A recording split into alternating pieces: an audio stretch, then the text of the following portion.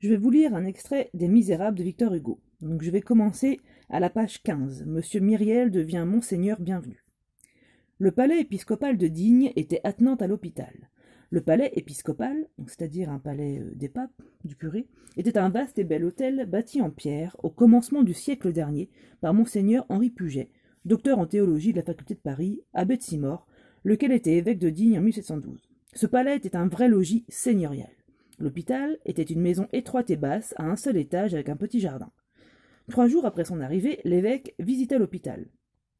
La visite terminée, il fit prier le directeur de vouloir bien venir jusque chez lui. « Monsieur le directeur de l'hôpital, lui dit-il, combien en ce moment avez-vous de malades ?»« 26, monseigneur. C'est ce que j'avais compté, dit l'évêque. Les lits, reprit le directeur, sont bien serrés les uns contre les autres. C'est ce que j'avais remarqué. Les salles ne sont que des chambres et l'air s'y renouvelle difficilement. C'est ce qui me semble. Et puis, quand il y a un rayon de soleil, le jardin est bien petit pour les convalescents. C'est ce que je me disais. Dans les épidémies, nous avons une année le typhus. Nous avons eu une suette militaire il y a 2 ans, 100 malades quelquefois, nous ne savons que faire. C'est la pensée qui m'était venue.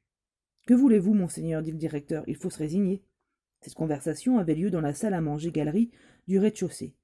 L'évêque garda un moment le silence, puis il se tourna brusquement vers le directeur de l'hôpital. Monsieur, dit-il, combien pensez-vous qu'il tiendrait de lits rien que dans cette salle? La salle à manger de monseigneur s'écria le directeur stupéfait. L'évêque parcourait la salle du regard et semblait y faire avec les yeux des mesures et des calculs. Il y tiendrait bien 20 lits, dit-il, comme en se parlant à lui-même. Puis, élevant la voix, « Tenez, monsieur le directeur de l'hôpital, je vais vous dire. Il y a évidemment une erreur. Vous êtes 26 personnes dans 5 ou 6 petites chambres. Nous sommes 3 ici. Nous avons place pour 60. Il y a erreur, je vous dis, vous avez mon logis et j'ai le vôtre. Rendez-moi ma maison, c'est ici chez vous. » Le lendemain, les 26 pauvres étaient installés dans le palais de l'évêque et l'évêque était à l'hôpital. M. Myriel n'avait point de bien, sa famille ayant été ruinée par la Révolution. Sa sœur touchait une rente viagère de 500 francs, qui au presbytère suffisait à sa dépense personnelle. M. Myriel recevait de l'État comme évêque un traitement de 15 000 francs. Le jour même où il vint se loger dans la maison de l'hôpital, M. Myriel détermina l'emploi de cette somme une fois pour toutes. Pendant tout ce temps qu'il occupa le siège de Digne, M. Myriel ne changea presque rien à cet arrangement. Livre deuxième, La chute. Le soir d'un jour de marche. Page 17. Dans les premiers jours du mois d'octobre 1815, 1 heure environ avant le coucher du soleil, un homme, qui voyageait à pied, entrait dans la petite ville de Digne. Les rares habitants qui se trouvaient en ce moment à leur fenêtre ou sur le seuil de leur maison regardaient ce voyageur avec une sorte d'inquiétude. Il était difficile de rencontrer un passant d'un aspect plus misérable. C'était un homme d'une moyenne taille, trapu et robuste, dans la force de l'âge. Il pouvait avoir 46 ou 48 ans. Une casquette à visière de cuir rabattu cachait en partie son visage brûlé par le soleil, et le hâle et ruisselant de sueur. Sa chemise de grosse toile jaune, rattachée au col par une petite ancre d'argent, laissait voir sa poitrine velue. Il avait une cravate tordue en corde, un pantalon de coutil bleu, usé et râpé, blanc à un genou, troué à l'autre, une vieille blouse grise en haillons, rapiécée à l'un des coudes d'un morceau de drap vert cousu avec de la ficelle. Sur le dos, un sac de soldat fort plein, bien bouclé et tout neuf. À la main, un énorme bâton noueux, les pieds sans bas dans des souliers ferrés, la tête tondue et la barbe longue. La sueur, la chaleur, le voyage à pied, la poussière ajoutaient je ne sais quoi de sordide à cet ensemble délabré. Les cheveux étaient ras et pourtant hérissés, car ils commencèrent à pousser un peu, et semblaient n'avoir pas été coupés depuis quelque temps. Personne ne le connaissait. Ce n'était évidemment qu'un passant. D'où venait-il? Du Midi? Des bords de la mer peut-être? Car il faisait son entrée dans Digne par la même rue qui 7 mois auparavant avait vu passer l'empereur Napoléon allant de Cannes à Paris. Cet homme avait dû marcher tout le jour, il paraissait très fatigué. Des femmes de l'ancien bourg, qui est au bas de la ville, l'avaient vu s'arrêter sous les arbres du boulevard Gassendi et boire à la fontaine, qui est à l'extrémité de la promenade. Il fallait qu'il eût bien soif, car des enfants qu'il suivait le virent encore s'arrêter et boire, 200 pas plus loin, à la fontaine de la place du marché. Arrivé au coin de la rue Poichevert, il tourna à gauche et se dirigea vers la mairie. Il y entra, puis sortit un quart d'heure après. Un gendarme était assis près de la porte, sur le banc de pierre où le général Drouot monta le 4 mars pour lire à la foule effarée des habitants de Digne la proclamation du Golfe Rouen. L'homme ôta sa casquette et salua humblement le gendarme. Le gendarme, sans répondre à son salut, le regarda avec attention, le suivit quelque temps des yeux, puis entra dans la maison de ville. Il y avait alors à Digne une belle auberge à l'enseigne de la Croix de Colbas. Cette auberge avait pour hôtelier un nommé Jacquin Labarre, homme considéré dans la ville pour sa parenté avec un autre Labarre, qui tenait à Grenoble l'auberge des Trois Dauphins, et qui avait servi dans les guides. Lors du débarquement de l'empereur, beaucoup de bruit avait couru dans le pays sur cette auberge des Trois Dauphins. On contait que le général Bertrand, déguisé en charretier, y avait fait de fréquents voyages au mois de janvier, et qu'il y avait distribué des croix d'honneur à des soldats et des poignées de Napoléon à des bourgeois. La réalité est que l'empereur, entré dans Grenoble, avait refusé de s'installer à l'hôtel de la préfecture. Il avait remercié le maire en disant « Je vais chez un brave homme que je connais », et il était allé aux Trois Dauphins. Cette gloire du Labarre des Trois Dauphins se reflétait à 25 lieues de distance, jusque sur le Labarre de la Croix de Colbas. On disait de lui dans la ville « C'est le cousin de celui de Grenoble ». L'homme se dirigea vers cette auberge qui était la meilleure du pays. Il entra dans la cuisine, laquelle s'ouvrait de plein pied sur la rue. Tous les fourneaux étaient allumés, un grand feu flambait gaiement dans la cheminée. L'hôte, qui était en même temps le chef, alla de l'âtre, c'est-à-dire le feu, aux casseroles.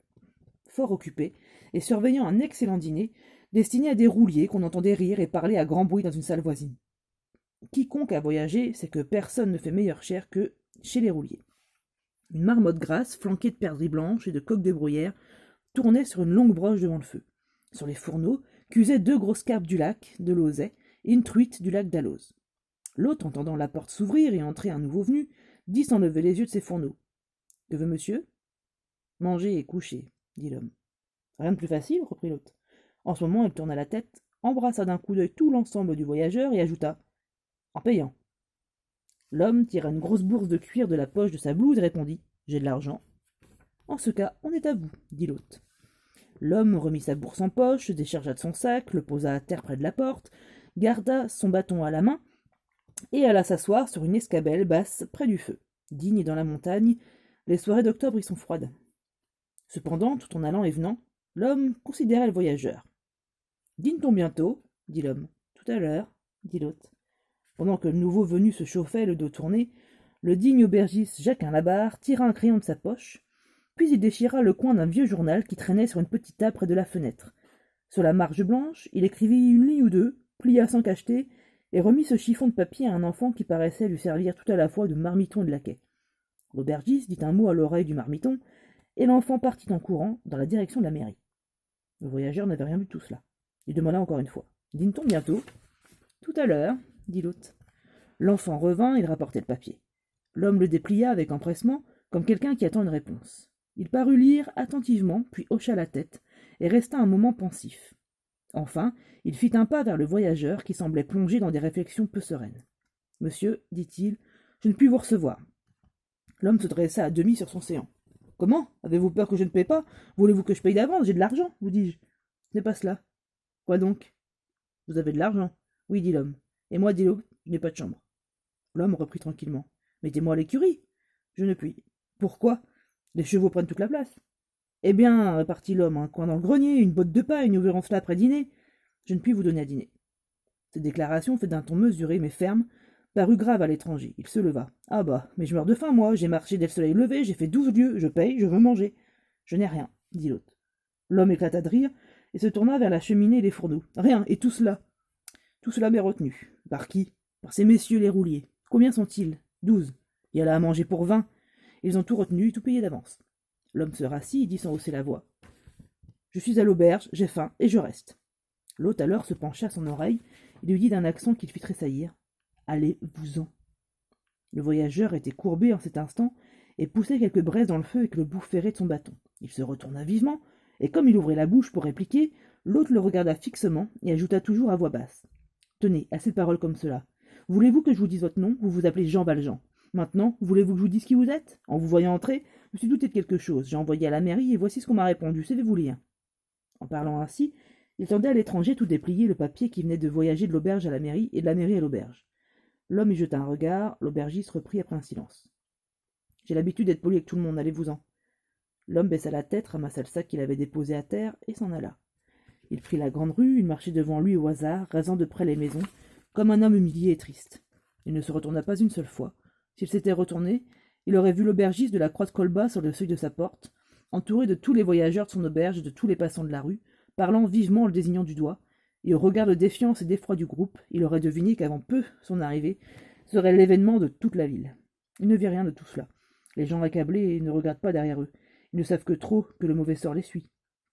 Rejeté partout et par tous, Jean Valjean sombre dans une terrible mélancolie avant qu'une vieille femme l'invite à frapper une dernière porte. Il s'agit de la maison de l'évêque, monseigneur Myriel, qui vit là avec sa sœur, mademoiselle Baptistine, et sa servante, madame Magloire. Tandis que la table a été dressée pour le dîner, on frappe violemment à la porte. Je vous rappelle au passage que Jean Valjean sort des galères, c'est-à-dire qu'il a été emprisonné, et emprisonné pourquoi, on le verra un peu plus tard dans l'histoire, juste pour avoir voulu nourrir sa famille, et il avait volé un bout de pain. Et à cause de ça, il a été emprisonné, il est allé aux galères, donc il était forcé de travailler avec une chaîne, casser des cailloux, et c'est pour ça que personne ne veut le recevoir, parce qu'il a un petit passeport jaune qu'il doit montrer à tout le monde, et sur ce passeport-là, donc c'est marqué que c'était un prisonnier. Et du coup, personne en fait ne veut d'un prisonnier qui ferait une mauvaise réputation, par exemple à l'auberge. Il n'y a que Monseigneur Myriel, on verra qui va être bon avec lui, et on verra qu'il allait très très longtemps en prison, Jean Valjean, alors que c'était quelqu'un de bon. Voilà. À bientôt pour la suite.